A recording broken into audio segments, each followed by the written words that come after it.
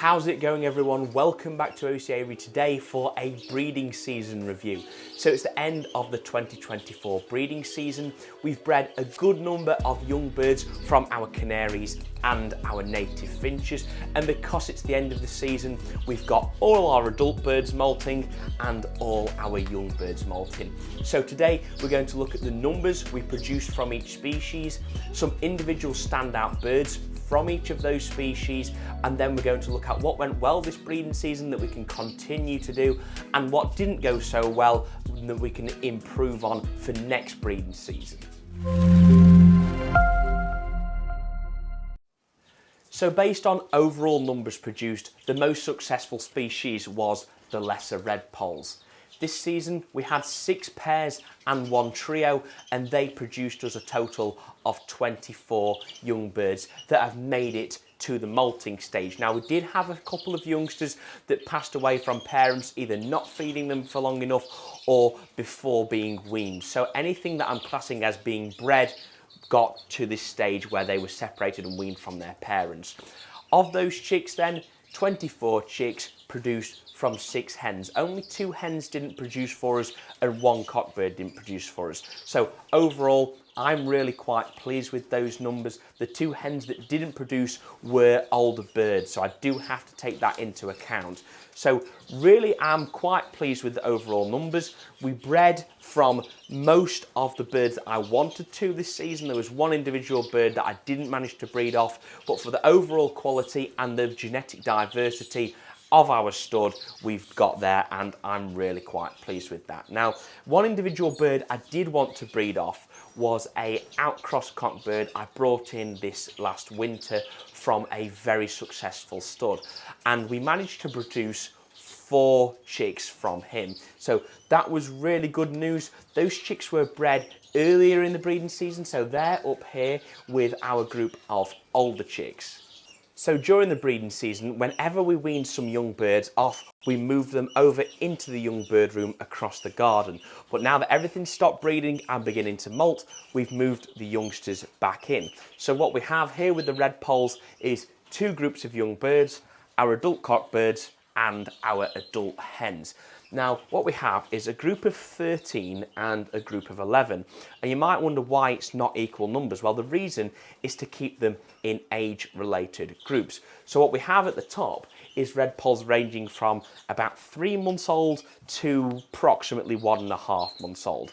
Then what we have here is we had a late flurry of youngsters, so they are mixed from about 1.5 months old to 1 month old. So we had quite a few produced at the end. So the reason for that is, number 1, about the welfare and the overall benefit for the birds. So if we have a group of older birds and then some younger birds introduced, the older birds are going to bully the youngsters, and it's going to make it harder for them to feed, harder for them to get water, and then could ultimately end up in illness or death. So we don't want to have that happen. We want to avoid that. So that's why we keep them in age-related groups. And also, it's a little bit of something from livestock production, is that you can get diseases in older birds that they don't show that will kill younger things. So we have to be careful and at least conscious of that. So I'm keeping the elder youngsters and the younger youngsters separate. So the last thing on the lesser red polls then is, what do I think went well this season that we'll continue doing for future, and what do I think I could improve on for next year? So the first thing that I think contributed massively to our success in breeding so many numbers compared to previous seasons was the fact that we had birds familiar with this environment. Most of the females we bred from were bred in these exact cages in this bird room last year. So they're familiar with the whole environment, they're familiar with me, they're familiar with my routines. And that really did help that we had birds that were previously bred in here and know nothing different. So that worked very well, and I'll continue to do that in future seasons. The next thing was the conditioning process for these birds. Usually, or in previous seasons, I'd condition them in larger cages by taking out the dividers and having them fly end to end. But by moving them into the aluminium flight cages, it helped them get into a more advanced condition, and therefore I think helped us in the breeding season as well. Equally, we did give them a little bit of a different diet this year. So the first thing is I changed the seed mix. We went from a standard British Finch mix to Direct Bird Products Red Pole mix. That has been fantastic, by the way, so I highly recommend that mix. Everything is eaten, nothing goes to waste with that, so that has gone down very well. And also we've done a different rearing food. So I've previously given a lot of egg food, whereas this year with the lesser red poles in particular, I've given a lot of insects. So we've given frozen pinkies, buffaloes, mealworms, waxworms, calciworms, things like that. It's helped the parent birds get into a better condition.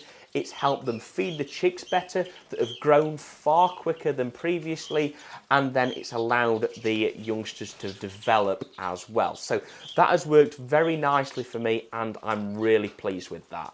What I will definitely do differently next year is look to have multiple trios running all at the same time. It turned out that very late on in the breeding season, when I introduced a nest site to a spare trio of red poles, it was very successful. We reared 5 chicks very, very quickly. All of the 3 parent birds were involved in the rearing process. The cock bird was fantastic and the other hen was very good. And I think that in future seasons, if I do that, we'll have a cock bird going between multiple nests, not bothering either hen as much, but rearing the chicks for us. And we'll have 2 hens rearing multiple batches of chicks at the same time. So I'm hoping next year that, all going well, we'll try a couple of trios of red poles in some of the larger cages, and we'll see if that brings more success like it did late on this season. The European greenfinches had a fairly average year. Out of 3 pairs that bred for us, we bred 11 chicks, which is not too bad, just less than an average of 4 chicks a pair.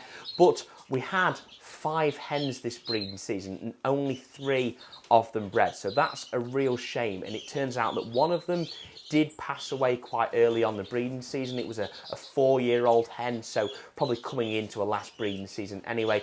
But another hen that was originally housed up here, she just failed to breed for us. She had clear eggs throughout the breeding season, no matter which cock bird which was in with us. So I would presume that was down to condition. Something I'm really quite pleased with was the fact that we managed to produce a mutation chick. So if you remember, we brought in a cock bird from a friend of mine about a month into the breeding season. We paired it with a spare greeny hen, and after 3 rounds, we finally managed to produce a visual mutation chick. She's down there at the moment, a dominant yellow Isabel pastel. She's only about 3 weeks old, still being reared by mum and dad with her 2 siblings. So we'll see how they get on. But more pleasing than that was the fact that I finally managed to produce chicks off my best pair of greenfinches. So up here in this top cage, we have 5 chicks bred from that pair. They're about 2 months old now, and they're doing phenomenal.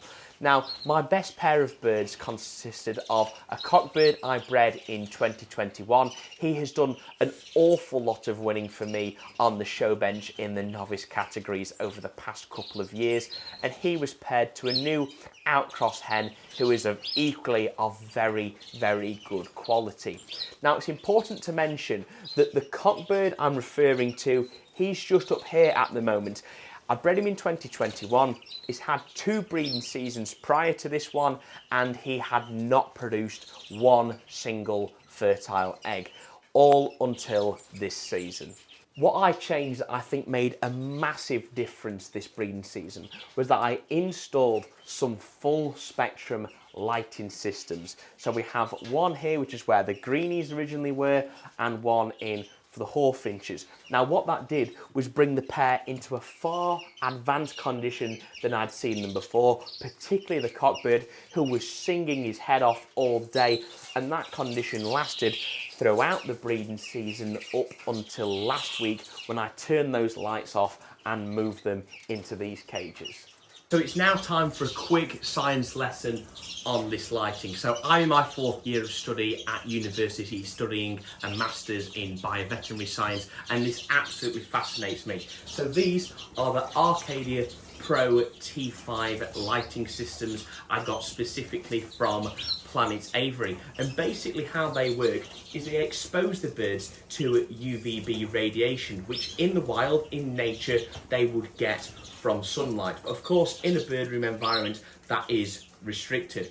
This stimulates the production of vitamin D that then stimulates the pituitary gland in the brain of the birds to release reproductive hormones. This brings the birds into advanced breeding condition and contributes massively to breeding success. They can be manipulated to change light intensity and change the overall exposure hours, including a dimming system, all from an app on your phone. So a massive thank you to Paul at Planet Avery for sending me these lighting systems. I'm now going to look at installing these throughout my bird room so every single one of the birds gets the benefit of these. And if you'd like to find out more details and where you can buy these lights, then please visit the link in the description to Planet Avery.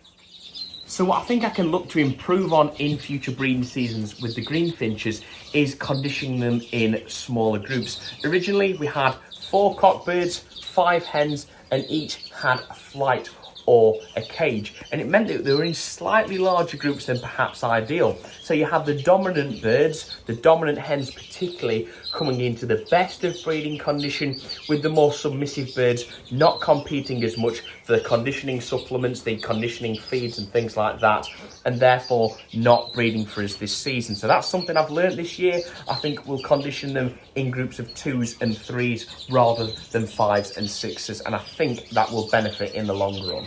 So the canaries had quite a lacklustre year, to be honest, by their normal standards. They're usually breeding probably 8 to 10 chicks per pair, and this year was very different. We had 6 pairs of North Dutch frills. We've of course got the adult birds here and the young birds down here, and they just had nowhere near as much success. We bred, I think, 18 young North Dutch frills this season, which is quite low. That's an average of 3 per pair. We do have 2 still being reared in this nest site down there, but for the rest of them, we had about 16 or so be bred in the first round in about April or May time. We lost 3 of them in the molt, which is quite frustrating. I was giving them egg food, giving them supplements, vitamin supplements particularly, and just a couple of them we lost. It does happen with livestock. The molt does thin out anything that could be perceived as a weaker bird. So that does happen. We have to learn from that and sometimes accept that. But overall, I think it went okay. I mean, we did produce some young canaries, which is always important, so we have got stock for next year. Although the quantity of young North Dutch frills wasn't there, the quality certainly is. So we've got about 13, 14 youngsters plus 2 in the nest. They will all be competing for 2 spaces in the show team, because we've got 2 North Dutch frill show cages, and the show season for them and some of our native birds will begin on October 6th at the Stafford National Exhibition. So that's something to look forward to as we prepare these guys for the shows. We did succeed in breeding our twites this season, so we bred 3 young birds, not the best, not the worst, but they are currently molting. They're looking very good, but more on them in a future episode. Don't forget, we did also manage to breed 1 single mule, and that was an accidental bird as well. So that is a Siberian goldfinch mule. Now, a couple of weeks ago when it was in the nest, I was convinced it was an agate, therefore was a hen. Turns out it's not an agate, it's a normal, and it's definitely a cockbird because it's down there warbling away at only about 6 weeks old. So it's in with some adult mules and hybrids, which will be part of my show team this year. It's on some colour food, so hopefully all going well, it will turn out to be a nice example of a golden mule. But what about our failures this breeding season? Because there were some, don't get me wrong. So we did have a pair of Siberian bullies up here. The cockbird is there. We've actually got the hen in a separate cage at the moment just because she's in a really bad state at the moment in molting. So I've kept her separate. But we had a lot of eggs off them. to no success whatsoever. Some of them were full, some of them weren't. She refused to sit them, and for some reason they failed to hatch under canaries. So there's always next year with the Siberian bullies. It's a shame we didn't breed any, but you know, hey, that's birds. And then there is the hawfinches as well. So obviously we did breed some young about 3-4 months ago now. In about late May, early June, we had 4 chicks. We lost 2 of them. 2 of them made it to the weaning stage. Then 2 then randomly passed away, which I was gutted about, as you can imagine. And then she went back to nest. She had 3 chicks. Now I found one of the chicks dead at about 2 or 3 days old, that had been, I think, squished by the mother or the siblings, which were 2 or 3 days older than it, which is a shame. So they're in there. The 2 siblings, one of them she stopped feeding completely. The other I decided to take away and go to hand feed it because it hadn't been fed either. And sadly, we lost that one as well. It looked like it was too little too late. Maybe I found it too late on when she stopped feeding them. Why she stopped feeding them? I think because she's began to molt now. So that's probably why. I'm gutted because we haven't bred any hawfinches after getting, you know, extremely close this year. But hey, there's always next year. We've learned from it and we'll make sure to do one better next year.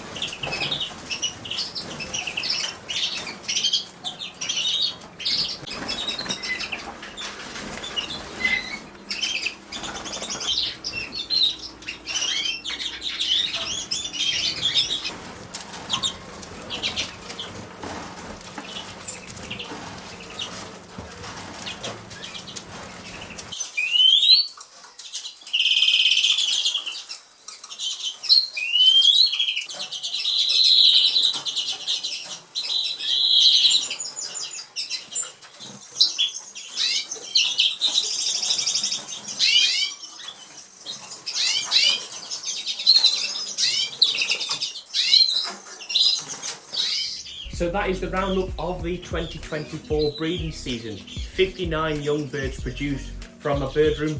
Not the best result, but certainly not the worst. I'm really pleased with the number of native birds that we bred this year, which has really excelled compared to previous years. And of course, we aren't counting the birds that we bred from our conservation project, which you'll see very, very soon. So anyway, everyone, thank you so much for watching the whole series of Breeding British Birds. I hope you've enjoyed it, and I'm very much looking forward to next breeding season. We will have a number of new species here at OC Avery for next year, so really looking forward to that and seeing how we develop throughout the winter months with the young birds that we've bred. So if you'd like to catch up with all them and more here at OC Avery, please make sure to subscribe down below, smash a like on this video and follow us on social media, Instagram, Facebook and TikTok for daily updates and behind the scenes footage of all of our birds. Now thank you very much for watching once again. I'll see you in the next one. Take care.